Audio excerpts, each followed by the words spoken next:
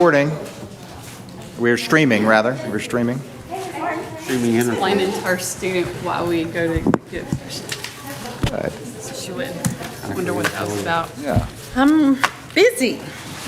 Busy as ever. Just busy. I'm ready for fall break. I'm excited for fall break. We have fall break this year. Yes, I'm excited for it. Just need the hurricane to kind of work its way interfere. through and be done and not do anything crazy.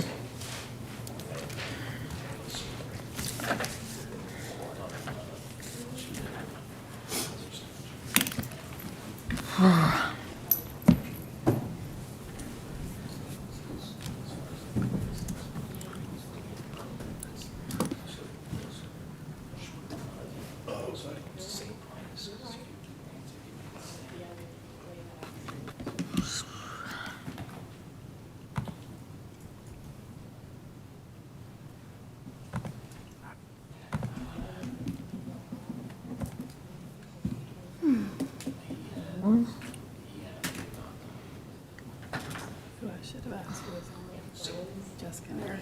We're just not here. I hate that we're not just. Wager on. I know. I know, but then they probably wouldn't have told me because then I might would have. It just seems off. right? It seems So- like it's, But they probably like you can't see people. They're This very right here wise. should Yeah, have a been like little bit here. smaller. Yeah, Been in a just a long little bit time. smaller and it would have been good.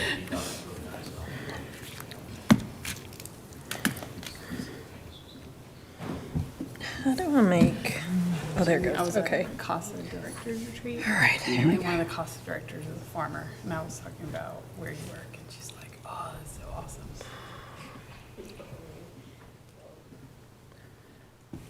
She and her family had a farm a very long time.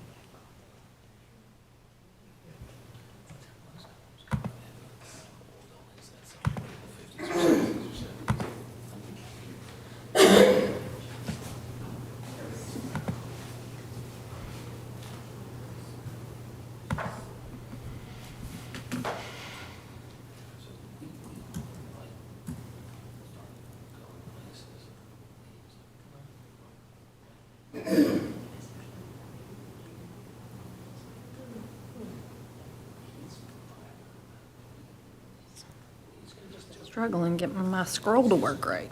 Scrolling where I don't want it to. There we go.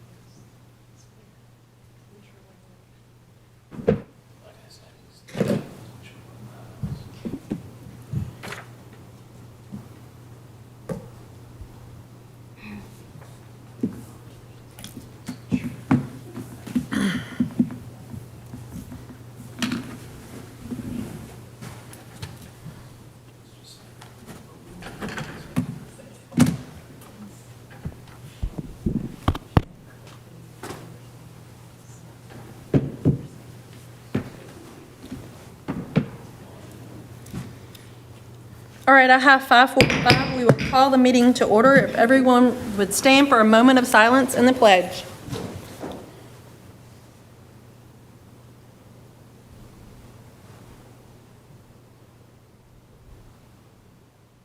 You'd face the flag. I pledge allegiance to the flag of the United States of America and to the republic for which it stands, one nation, under God, indivisible, with liberty and justice for all. Madam Recorder, if you'd call the roll. Chair Laura Harrison, Present. Vice Chair Jeremy Burnett, Here. Keith Acton, Present. Michelle Childs, Here. Deborah Thomas. Present. We do have a quorum. I would like to welcome everyone to our October meeting. This will be our only meeting this month. Just a reminder to the public out there, due to fall break, there will not be another meeting in the month of October. Dr. Horrell, would you mind leading us through the agenda? Certainly. The first item is the opportunity for public comment. Would anyone from the public like to speak? Hearing none, next item. Next item is the legislative liaison update. Ms. Childs. I do not have one, as the session is, the General Assembly is not in session right now. Thank you, Ms. Childs. Next item. Next item is the superintendent's report. I will note a few things of note that have happened in our district since the last meeting. I want to congratulate again Brent Hopper, who was recognized as one of the CMA Foundation's Music Teachers of Excellence Award winners. One of the cool things about this is he got a pretty substantial amount of money to be used in his classroom. I think he got some that he can use at his own discretion, but he did get a couple of batches of classroom money too. So they certainly made that a worthwhile application for him. Want to recognize once again Kat Grove, who was not only named our Volunteer of the Year last year, but was named the Delta District Volunteer of the Year, and we were able to recognize her recently, and that process will start up again fairly soon. So we'll get that application out for this upcoming Volunteer of the Year award. I want to thank everybody that participated in and contributed to International Family Night, and also thank the LES PTA for their work on the Lakeland Elementary Booster-thon Fun Run. We also had the PTA and the PTO that contributed towards the annual Chamber Golf Tournament, had a big turnout, beautiful weather for that event as well. We have, want to publicly, at least at this meeting, we've put it out there, but our new Finance Director, Kristen Gately-Sweat, has started, and he just recently attended the Tennessee Government Finance Officers Association annual conference with Jesse Rosales, who is staying on during the transition. I've referred to as the Finance Director Emeritus. I don't know if that's the right word, but we actually have them both there working together, and they're off to a great start too. We will hear more from this individual, but Dr. Wanda Terrell was chosen to be one of the featured speakers at the 2024 TETC conference, adding to her list of recognitions, accomplishments, distinctions, and we continue to appreciate all the work that Dr. Terrell does for us. A couple more things to note. I want to thank Coordinated School Health Supervisor Blake Warren. She oversaw our flu shots and COVID-19 vaccines for those that were interested in those things, in a partnership with Walmart Pharmacy at our schools. And then our state mandated health screenings were done at both schools, and I'm sorry, it'll be at LES October 21st through the 25th, but we have our own health science students that are participating in that, getting that hands-on experience, and that's been great to see. We have a meeting regarding our house system, and this year it's going to be 5th through 7th grade students. We had a pilot last year, and that went really well, and we saw some great results, and that meeting is going to be October 9th, so just a couple of days away. And certainly lots going on at the schools. As we know, we have our, I'm afraid I'm going to wind up leaving somebody out, but I did take some notes. I know, y'all forgive me, where'd it go? Well, I'll try to do it off the top of my head. It's dangerous. Our high school girls soccer team is proceeding in their season. Our high school girls volleyball team is also entering into district play. Regional play, I guess, is next. Our middle school soccer team, we're the district champs. We have students that are going to the state meet in middle school cross country that we will work on honoring them as well.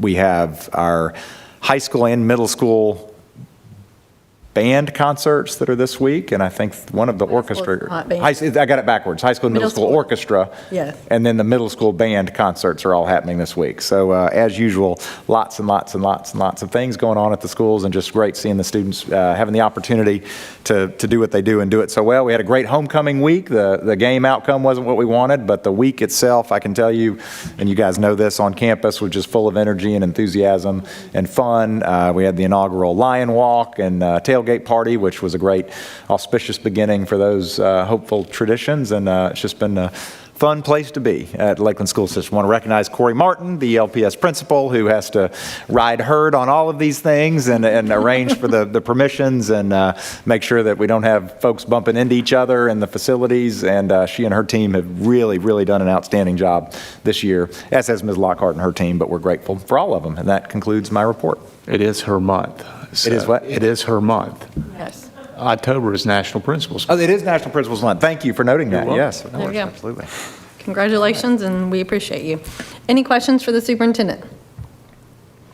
Hearing none, I will also add, it was really exciting. I got to see the first Lion Walk and the first tailgate. That was really cool to see that tradition start and be out there a part of it. I think all the work that y'all are doing at the schools, I know Lakeland Elementary, I saw so many pictures with the color run. It really makes me sad because that is the big thing the kids really look forward to in the fall. So it is really an exciting time, and I know the kids are having a great energy and everything as we go into the end of the first quarter, and I just thank the principals for everything they're doing to make all that stuff possible. So in recognition of National Principals Month, thank you, and please, if y'all would pass on our thanks to Ms. Lockhart too, that would be great.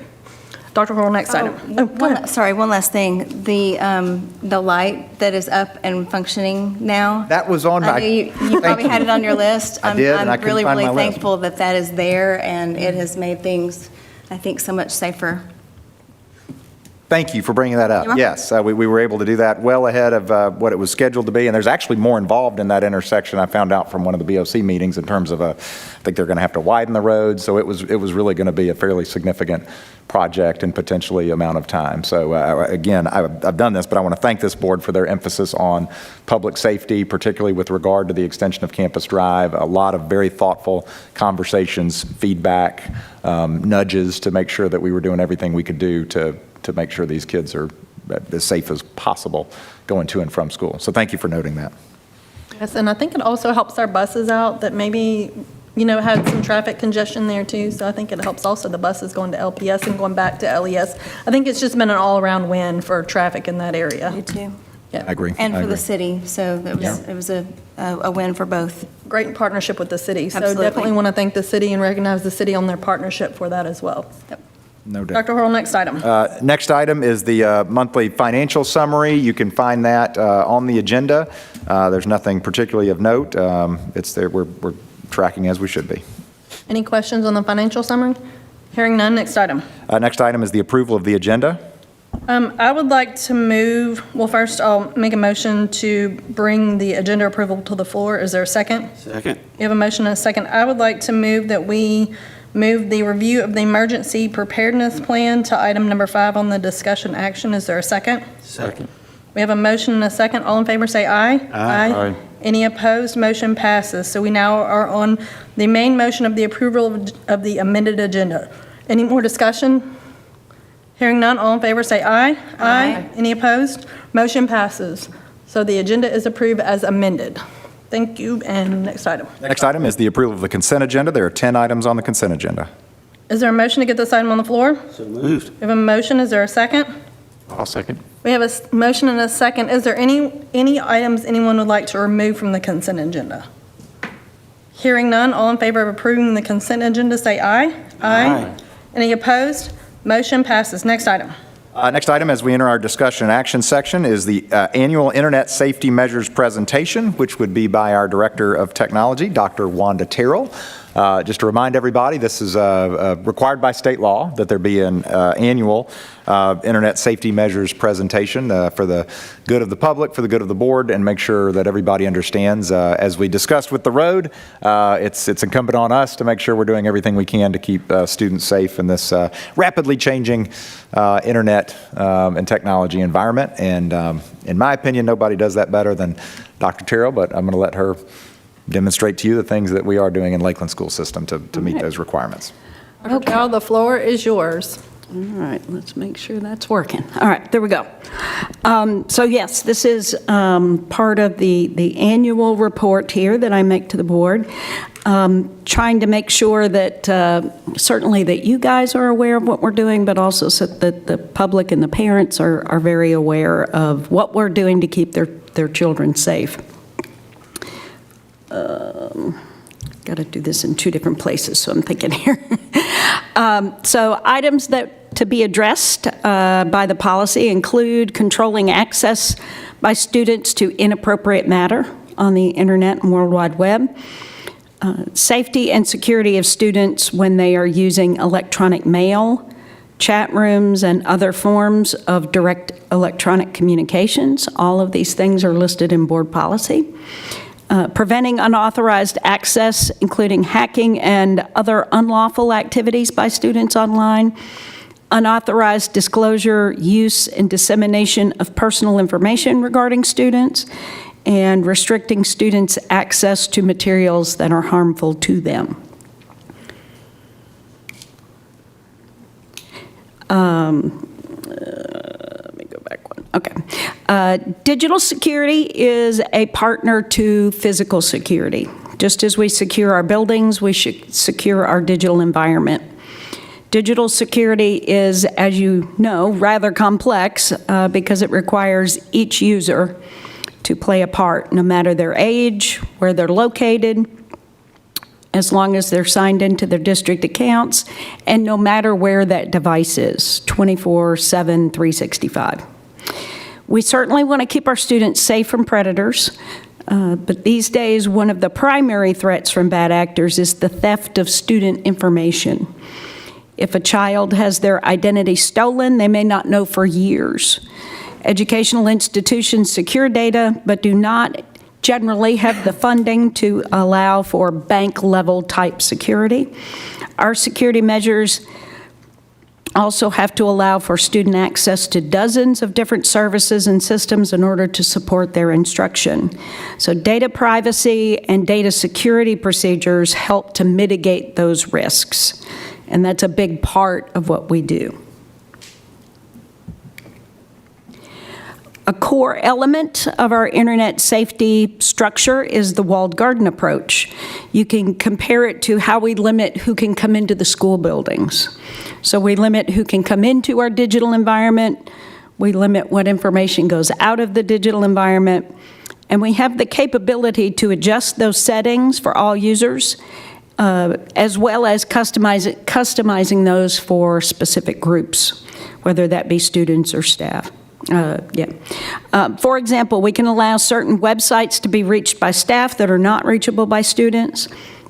We can allow certain web resources for older students that would not be age appropriate for younger students.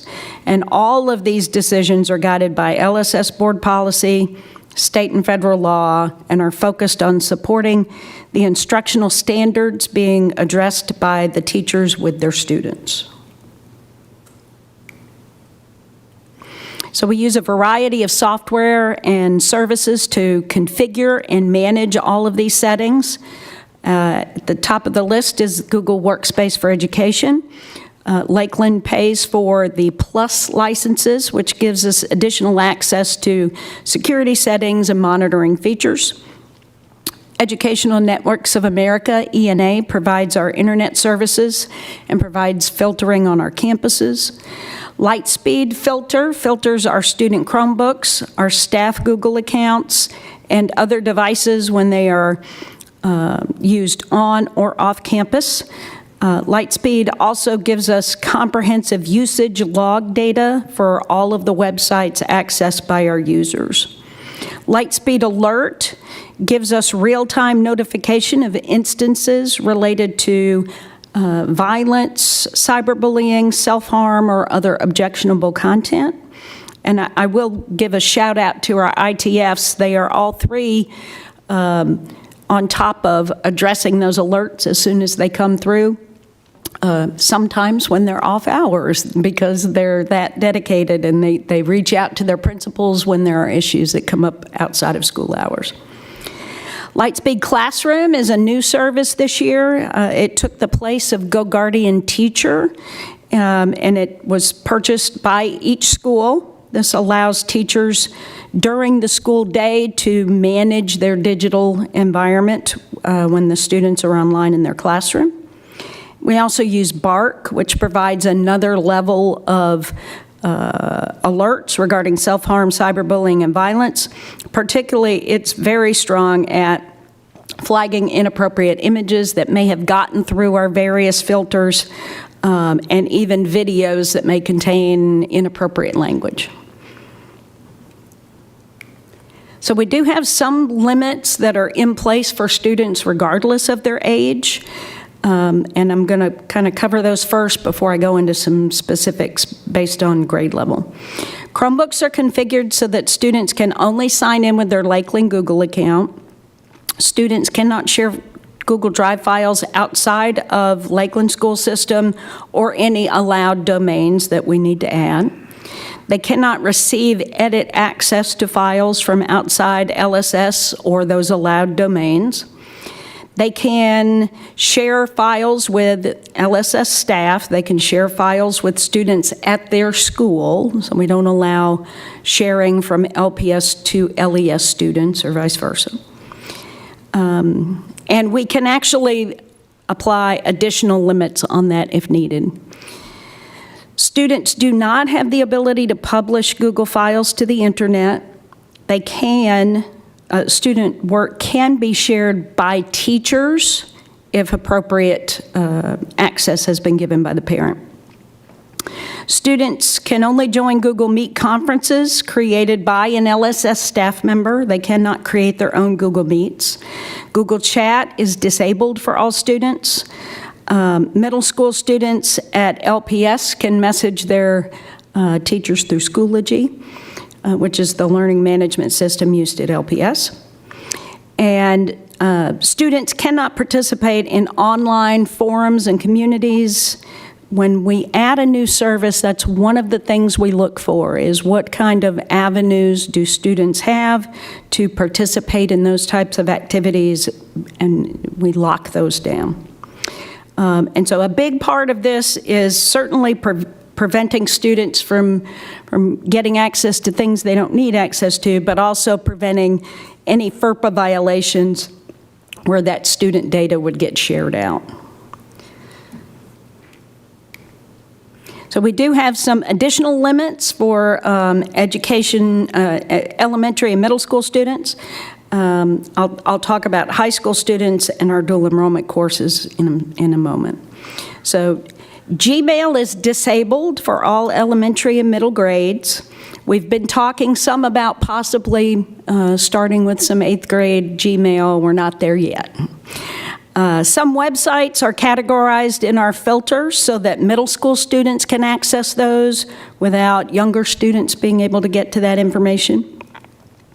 Elementary students do not have access to Student Square, which is the student version of Parent Square, and that's by request of Ms. Lockhart.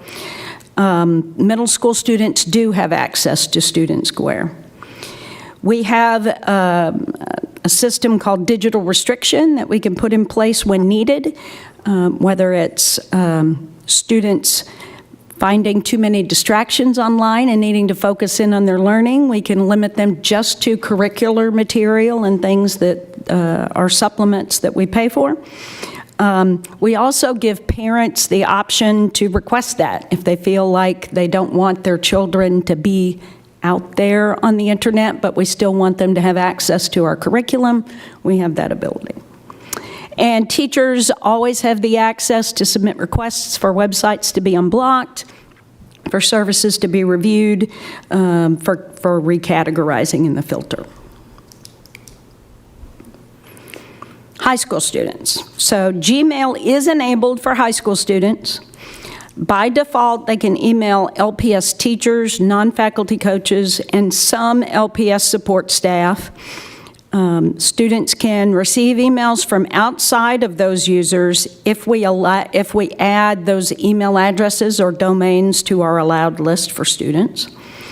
Some of those examples are things around non-rostered curriculum where maybe they have to make an account on something like Pearson Connect and need to be able to verify an email address and that kind of stuff. We have that flexibility to allow that. We also have the ability to allow special email addresses for special programs or projects. We encourage all students to avoid using their Lakeland email address for anything they'd need access to after graduation because they lose access to that email account after they graduate.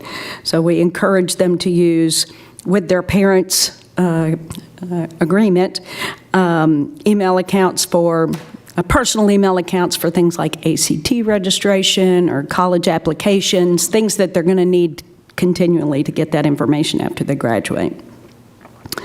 Students do have the ability to message their teachers inside of Schoology, just like the middle school students do.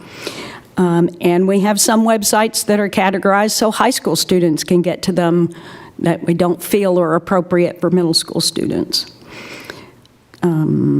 We have leveraged Parent Square permission slips, the forms to secure special parental permission to access certain software that is not normally included in some of our curriculum, but we've been able to document parent permission using that.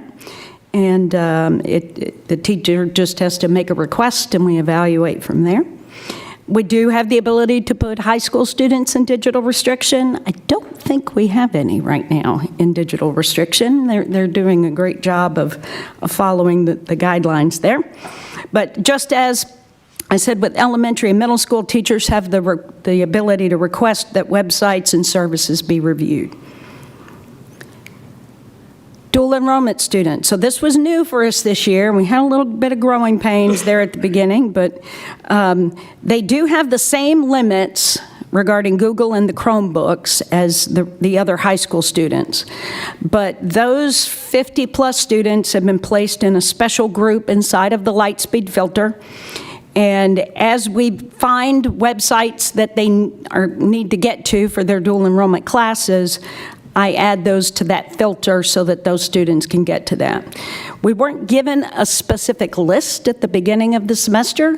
Here are the websites they need access to, so we kind of did as much proactive work on that as we could, and then we're just, if a student runs into something, they let us know, or they let Ms. Biddick know, and we adjust from there. We do currently successfully have students signing in to their University of Memphis portal using University of Memphis Microsoft Office products and University of Memphis email, working in UM's Canvas LMS, and even meeting with their professors through Zoom. And we're very committed to providing the access that they need to be successful in those courses. I have a special report that I look at every day in Lightspeed just for those students to see what those students are getting blocked on. And if something looks like it should have been requested but wasn't, I'll email Ms. Biddick and say, do you think this student needs access to this? And we'll consult with the student to see if they need access. All right, so protecting student information, as I said, this is a driving force here around a lot of this. Staff are already trained in FERPA every year and understand the importance of protecting student information. Staff Google accounts are required to have multi-factor authentication to help protect those accounts, because those accounts are connected to so many other services that have access to student information, including Skyward, our student information system. All online services are vetted for their proper handling of student information before we approve the use with staff or students, and services that are not COPA compliant or not approved for student use. Student records that need to be sent to other districts are done using scrib order rather than faxing or emailing. Adds an extra layer of security there. Paper records are frequently digitized and paper shredded, and when possible, we encourage not printing student records. And we are continually evaluating our cybersecurity infrastructure to make sure that our digital safety is as secure as our physical safety on our campuses. A little bit about the cybersecurity. Last year, we completed 2 rather large cybersecurity surveys. Both of those are annual, although we've only received information about one of those for this year so far. The NCSR is an annual self-assessment used to provide insights into cybersecurity maturity, and it's used to identify areas for improvement. We get a report back that says, here are the ways you can work to improve. Here's how long we think it will take you, which is a lot of time, like millions of hours. But we have made improvements, and those things are being submitted in our second annual review. And Completing that NCSR made us eligible for a Homeland Security grant in their cybersecurity program, which has allowed us at no cost to put more rigorous endpoint security on all of our staff devices and our servers. The TDOE cybersecurity program is designed to help districts assess their IT systems and improve IT security readiness, and that uses the Center for Internet Security, CIS controls, their controls self-assessment tool. We have not gotten information yet about updating that this year. Both of the surveys are very similar. They generally apply to the same things. Our staff receive annual training during fall in-service regarding digital safety and security measures. They also receive information throughout the year by email or through faculty meetings. Staff Google accounts are filtered using Lightspeed Filter when they're signed into Chrome in order to prevent access to websites categorized as pornography. Staff Google accounts, including Drive, Gmail, Calendar, Contacts, and Sites, are backed up using a service called SysCloud Backup, and we can pull items from that archive when needed. And staff receive email security training through our Know Before subscription, and staff have been trained on how to spot and report phishing attempts.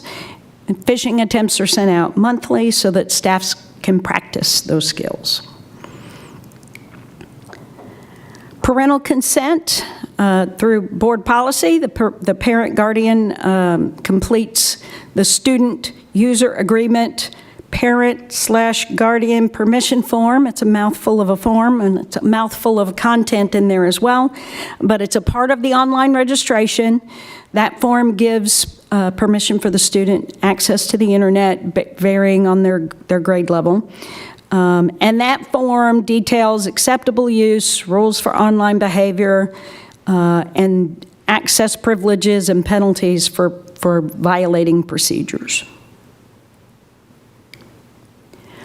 One thing that I'm really pleased that we're able to provide is the Lightspeed Parent Portal, so that parents can have a view of what their children are doing online.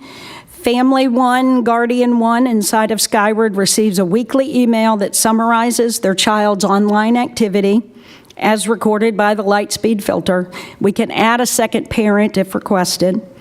Parents can choose to create an account on the Lightspeed Parent Portal to get even more detailed information about their child's online activity.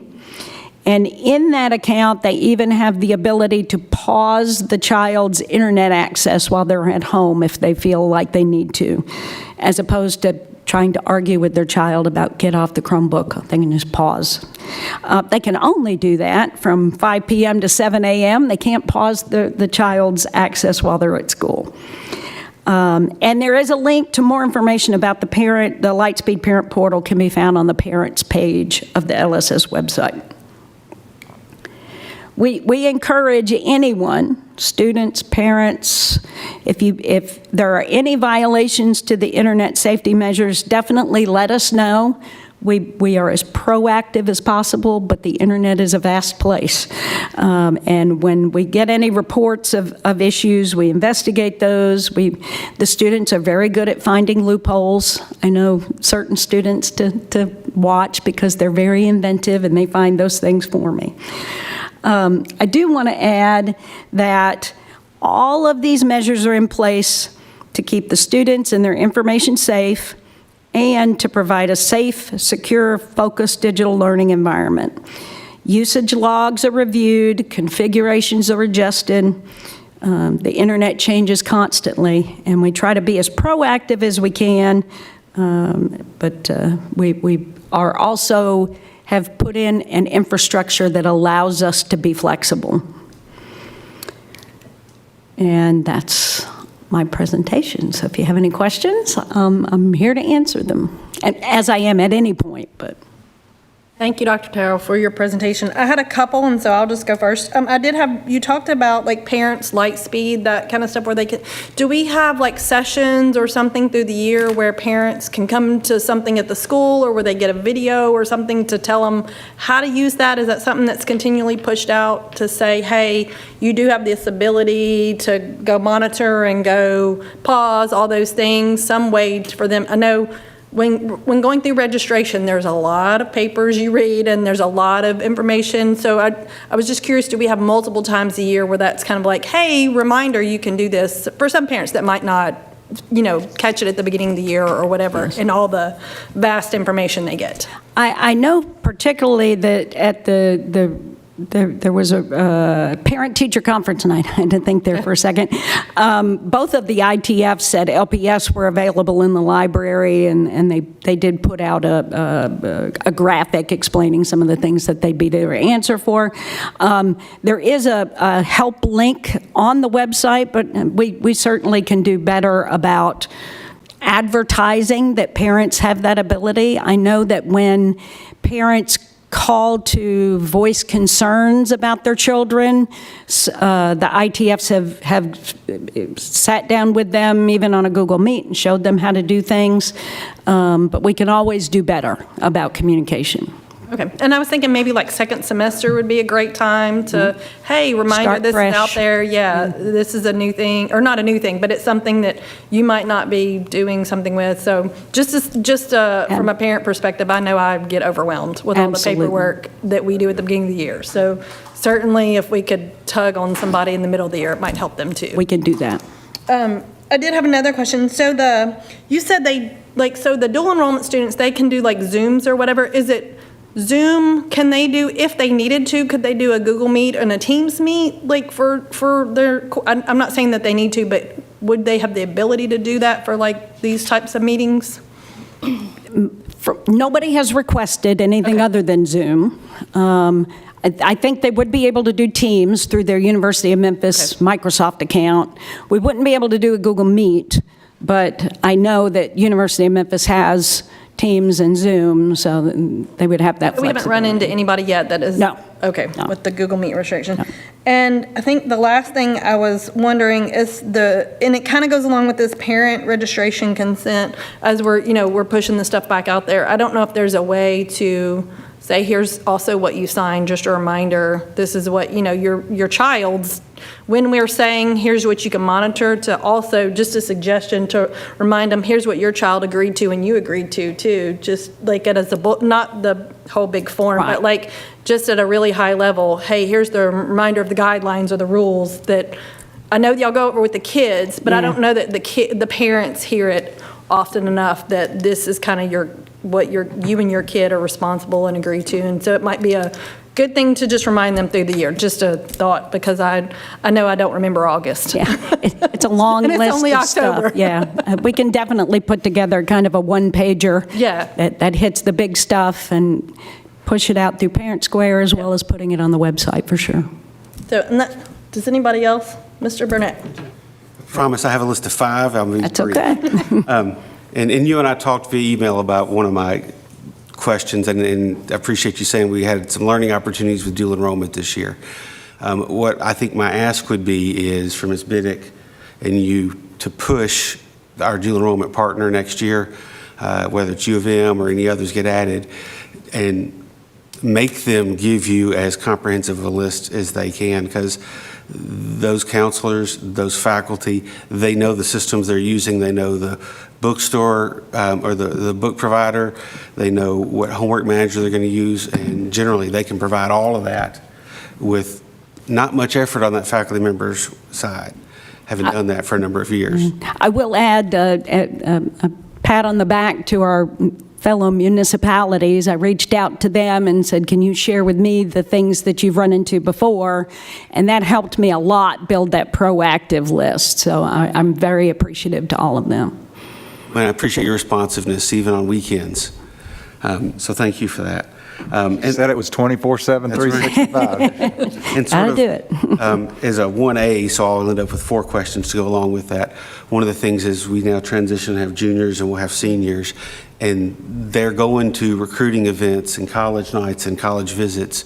I am sure it is going to be their first instinct to give their school address when they visit a recruiter, and those are likely to be blocked by default.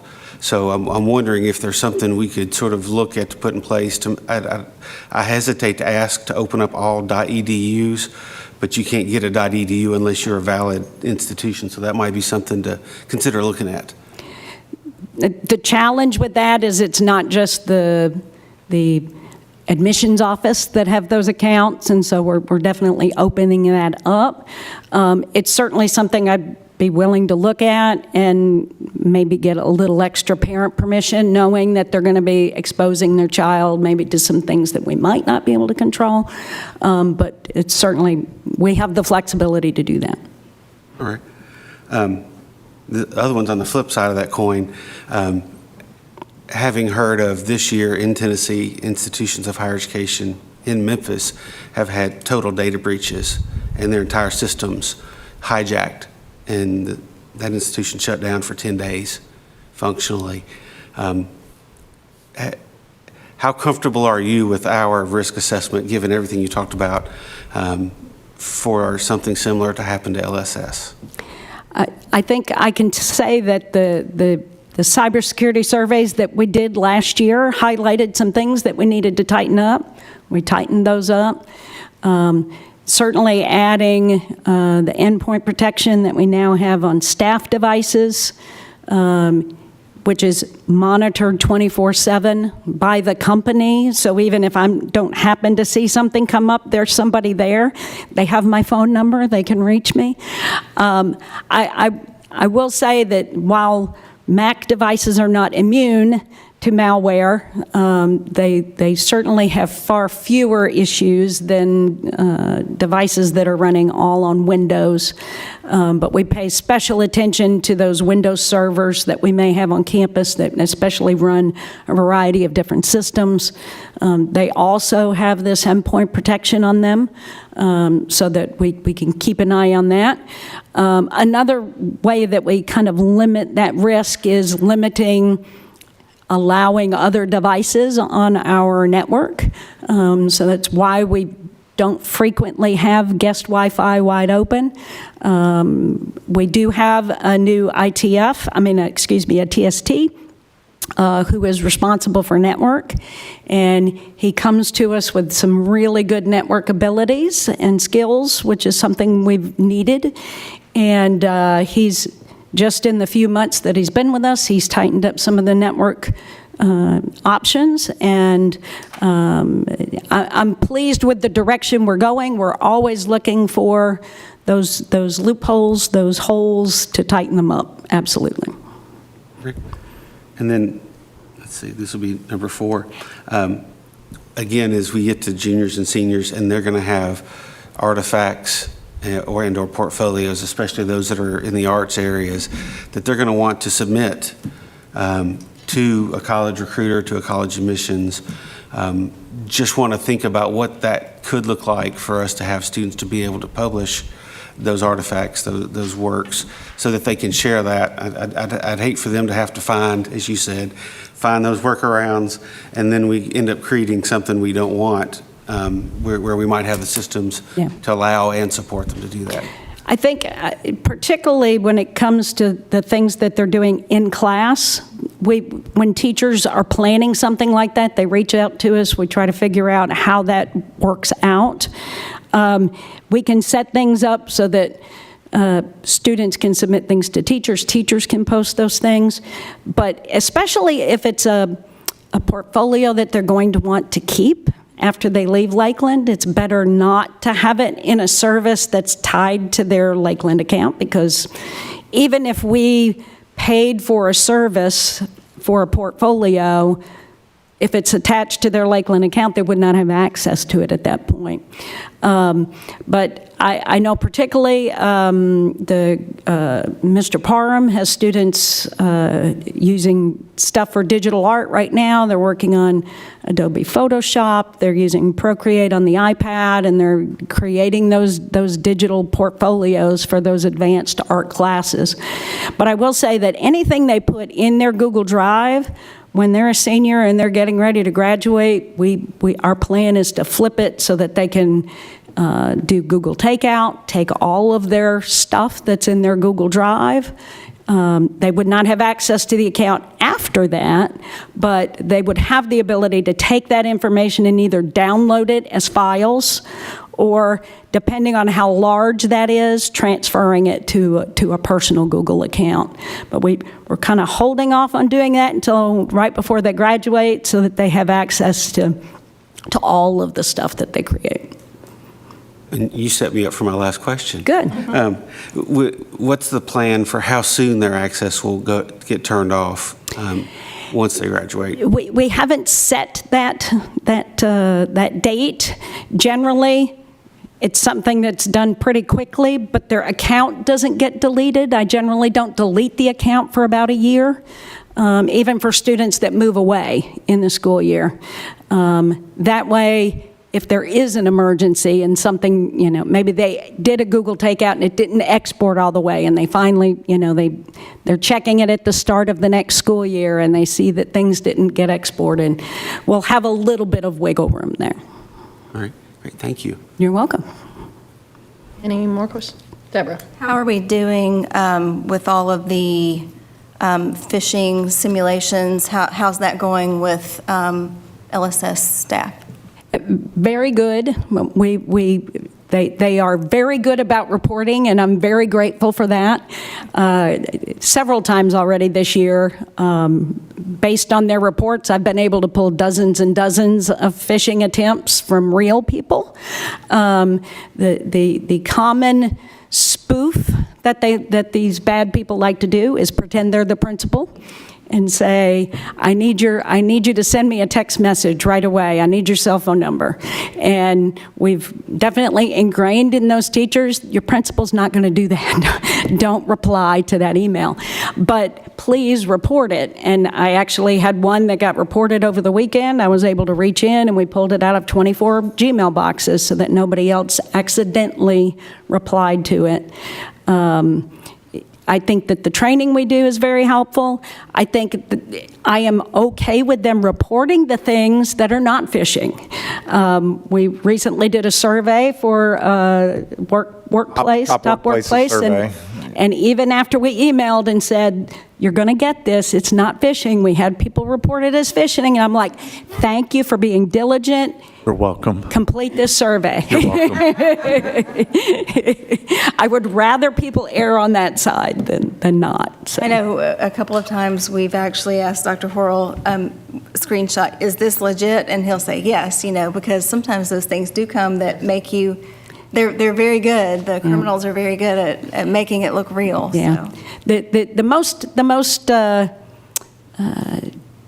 when we have people fall for them, it tends to be when they're on their phone, just because they're flipping through it really fast and they may not be able to look into where it came from as much. Right. But we get that data in Know Before, so we're able to reach out to the people that have those instances and teach them how to look for it a little bit better on their phone.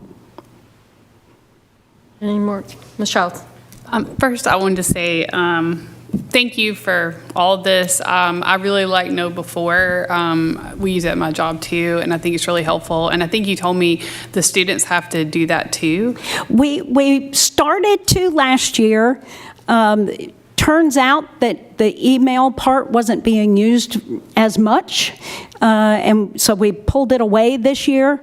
We're doing some non-Know Before phishing training so that they at least can build those skills, and we particularly send out sample phishing emails with some annotations that say, here's what you would look for in this email, so that they get a little bit of practice, even though it's not hands-on practice. Yeah, I think anything, even if it's not necessarily email, because I know one of my trainings was like just picking up a flash drive in the airport, or even using like the airport terminals, like, I mean. Chargers. Yeah, I mean, stuff you just don't even think about. So I think educating students in any way possible is really helpful, but overall, just the staff and all having used the Know Before is great.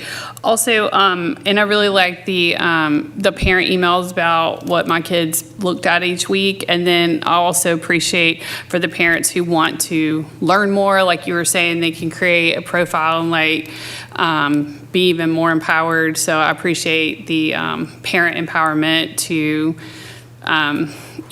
monitor it more closely, because it's a team effort. It's It not is. just your staff. It's also very helpful when parents notice things as well, to keep students safe. The only question I had, I was just wondering, how do other schools do it about the college part? Because to be honest, I know my daughter, because she was older at a different school, I know she used her own email, and I think she used her device, but I'm not 100% now I think about it. I mean, maybe she was mostly using her own phone, but I mean, I know, or her own personal device at home, but for sure, she's over there, like you point out, ACT and college applications and college submissions, and then her guidance counselors are having to, on her behalf, they had to send stuff last year too, and she had to communicate all that. So, I mean, how do other schools manage that? Because you're right, they really don't need to use a Lakeland email, and The ones who have responded to my requests for how they handle, especially 11th and 12th grade email. Right. Every single one of them said they encourage them to use their personal email account.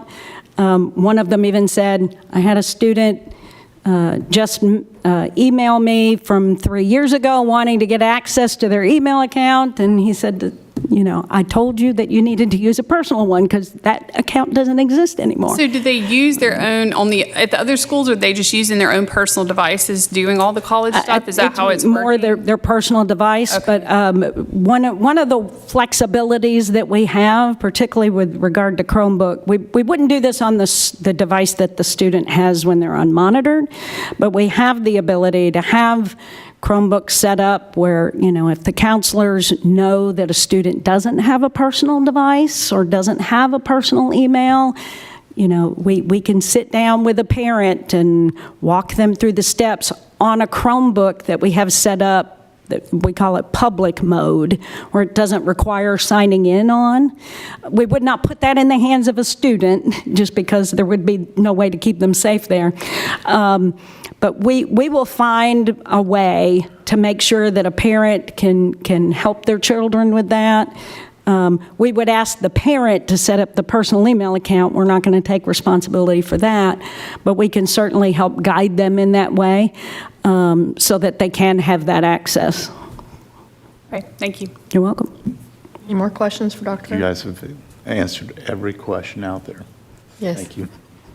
Thank you, Dr. Terrell, for being You're very here. We welcome. appreciate it. And as always, we appreciate everything you do to keep our school system safe, our children, our families, and everything that you do. Thank you. Thank you. Thank you for your support, because we wouldn't be able to pay for any of this without you.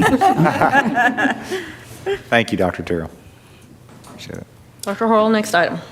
Next item is revised item number 2, approval of Resolution 2024-1001, a resolution authorizing execution of a purchase and sale agreement with MEP Investments LLC for real property at 3009 Davies Plantation Road. I'll make a motion to get this item on the floor. Is there a second? Second. We have a motion and a second. Dr. Horrell, would you like to speak to this item? I will speak to this item. It lays it out pretty clearly in the resolution, but I think as the board knows and much of the public knows, we have had a number of starts and stops and approaches and due diligence and attempts over many years at this point to line up a permanent district office for Lakeland School System through, again, a number of conversations. We wound up in conversation with MEP Investments, LLC, which owns a 20,000 square foot office building in Lakeland. I dare say it's the only one like it, really, of an office building of that size.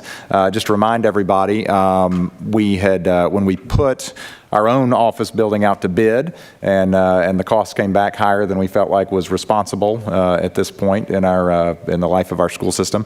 That was for a 13,000 square foot building. So this is a 20,000 square foot building. We have done, I believe, a tremendous amount of due diligence on it. We have had an appraisal. We've had an inspection. We've had the opportunity to work with some contractors to see what type of work might be necessary on the building, and we feel like it is the right building for Lakeland School System at an appropriate price. It is $3.5 million. Several years ago now, the board had allocated $3 million towards the potential build or purchase of a district office, and obviously we know what prices have done in the meantime, so this would require an additional $500,000, which is included in the budget amendments that have already been approved. But I highly recommend this purchase. We're excited about it. We're excited to work with MEP Investments on the transition into the property under the proposed purchase and sale agreement. And basically this resolution would authorize me effectively to go ahead and sign this. It authorizes the executive committee, which is the board chair and the superintendent. The purchase and sale agreement would require the signature, my signature, and you'd be giving me that permission. And then under the terms of the purchase and sale agreement, we would close within 30 business days of today's date. And the current tenant of the building would have until March 14th, basically to vacate the building, and then we would have several months to get the building ready for our folks to move in, hopefully no later than June 1st. So very excited about this possibility and certainly recommend it to the board. Any discussion on this item? I'll start at that end and go this way. Okay, so we would be paying cash for this, well, I mean, a check, but we Yes, would be this would be a cash purchasing it exchange. outright? Correct. Okay, so there's no financing, no loans, there's no asking our funding body for money on this. So when would we actually pay the cash money to them? So we would pay earnest money within 5 days of the board approving, or actually within 5 days of the contract being signed. And then we would pay the remainder at closing, which again would be within 30 business days of today. And then, just so the board understands this, we would take possession of the building, but obviously wouldn't, well, we would own the building at that point. We would own the deed, and then the current tenant would pay rent to us That's what I was wondering, since there was until a they timeframe. vacate, Okay. on or before March 14th. Okay. Ms. Burnett? And I just want to say again, reiterate what Ms. Child said. This is money we have in the bank. We're not asking anyone else. And so my comment to that is, I just want to say thank you to the previous boards, some of which you are here and still here, Ms. Thomas, included in that, and to the former chair, who we'll always affectionately call the chairman, no offense intended. But all the previous boards who were so fiscally conservative in their approach to go from $0 at the founding of this school system to having enough money to pay cash to buy this building today. It goes thanking them publicly again and again and again, and with the both of you here, again, thank you for making this fiscally possible and fiscally responsible for us to do. And I think to jump on that also to our amazing Jessie Rosales, who is going to be leaving us, but I know she made some amazing investments, and just her guru wizardry that she does to make sure everything's safe, and yet, takes the risk you need to take for investments so that we, so we have the best amount we have from the previous boards, and, so we really appreciate her. Thomas? I'm proud of all the efforts, particularly that you've gone to try to make the house work and then to try to make another property we looked at work. And for moving into the school, which I will say a lot of teachers really love that you guys are there, that they can just walk around the corner. And but a classroom wasn't necessarily the greatest thing to turn into a personal office, and you guys have done it with such grace, and I'm just really proud that we did our due diligence, that we did try to do the most fiscally responsible thing, and that I think this is the most fiscally responsible thing, and I'm grateful that the right opportunity came at the right time. And I'm super excited for our district office employees to get in there, and I'm excited for them to be able to grow, because there's so much room in that building left to grow with the school system, which was a limitation of some other places we had looked at where, yes, we can fit in there now, but not 2 days from now when, we get 50 more kids and we have to hire more teachers and that kind of thing. So I'm just really proud and grateful and thankful and excited for our district office people. I'm just impressed with your efforts to go through the process of looking at every piece of real estate that you can find and come up with a great solution, and one that gives us capacity to grow. And that is important to understand. What was proposed in new construction was a smaller building and at a bigger price. And this is just a great use of taxpayer money, and we appreciate your efforts. And I know there was a lot of nervous times just trying to figure out where we're going to go and what we're going to do. So again, thank you. And not even a thing talk about serendipity. This really wasn't something that we saw on the radar at all. And it just happened at the right time. I think that's what happened. Yeah. I don't think there's any realtors that know commercial property in Lakeland like you do. I just don't. I think you have exhausted everything We've there talked has to been. everybody for sure. I've learned a lot. So I'll weigh in, and I certainly echo everything everybody has said. So I'll start with, this has been a process, and I guess the first, goodness, it's been a long time since we looked at the house. We talked about the remodel of the house and what that would look like and how that potentially could work. And I appreciate the fact that first of all, I'll say I'll support that. I do support this. We have been back and forth. We've done our due diligence. We've done all the things that leaves us room to grow. There's the pros and cons.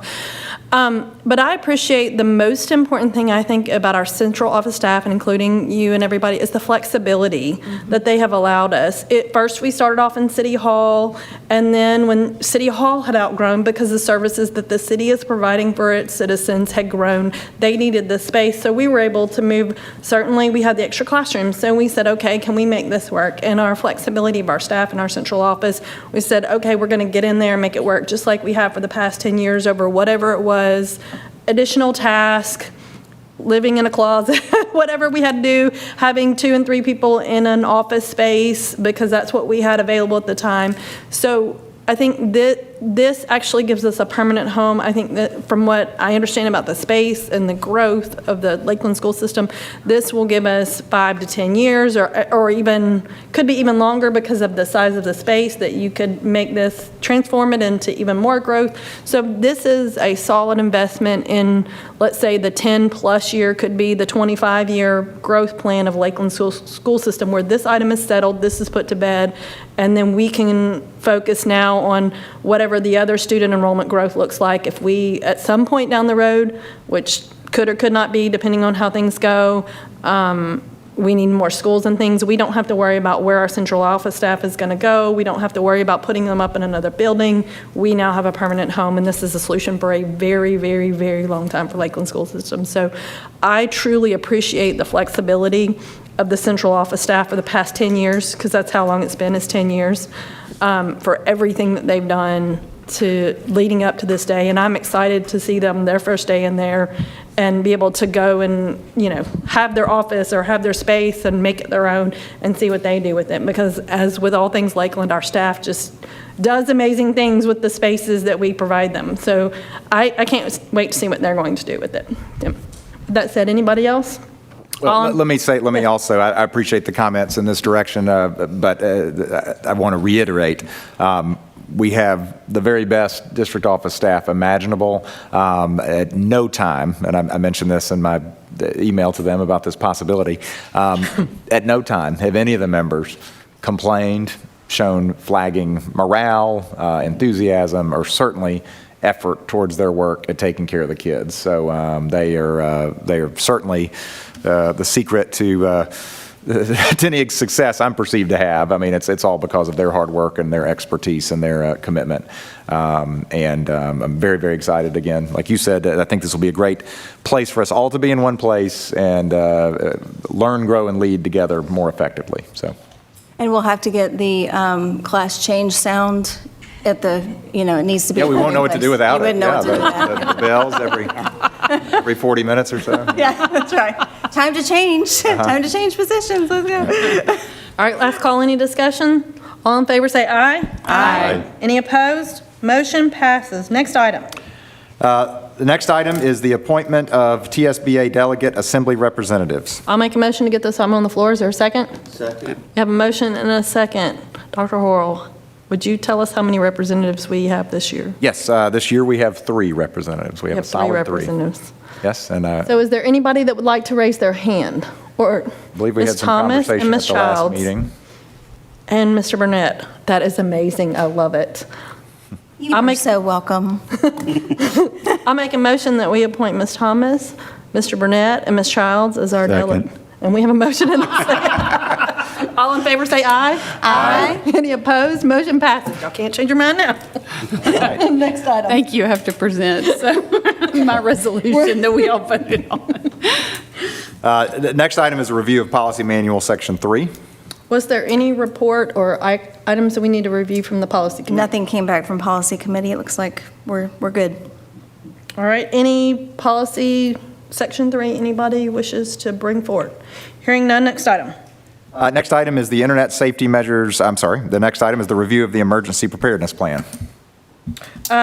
For this item, we will go into executive session. I don't have to make a motion, or do I need to? I think you should. Okay, I move to that make, we- go ahead. I move that we go to an executive session to discuss this item.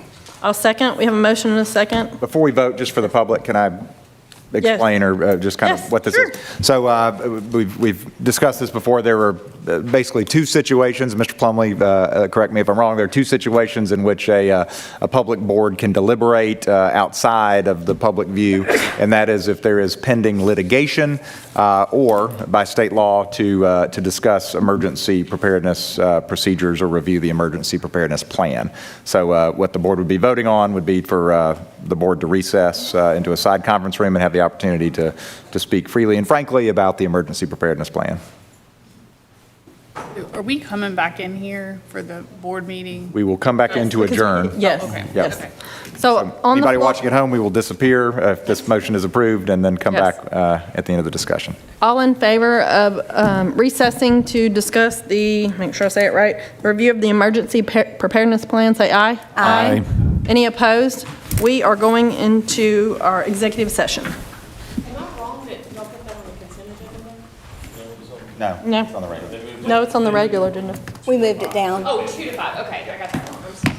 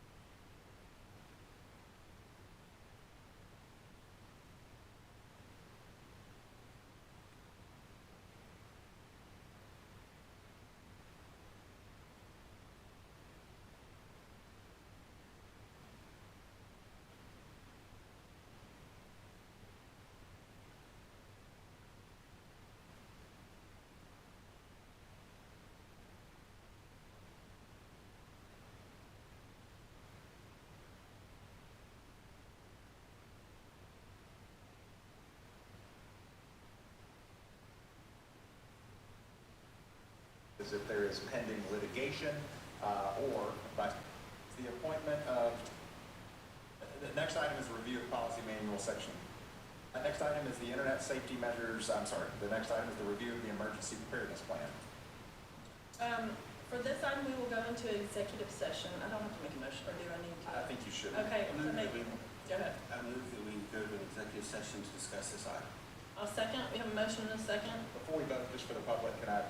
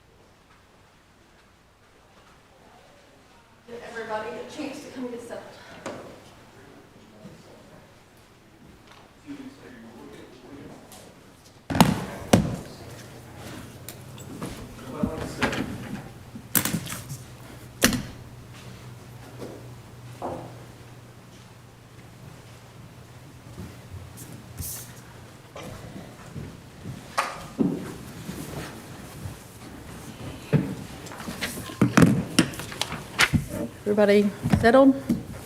Ready? Yep. All right, we have returned from executive session.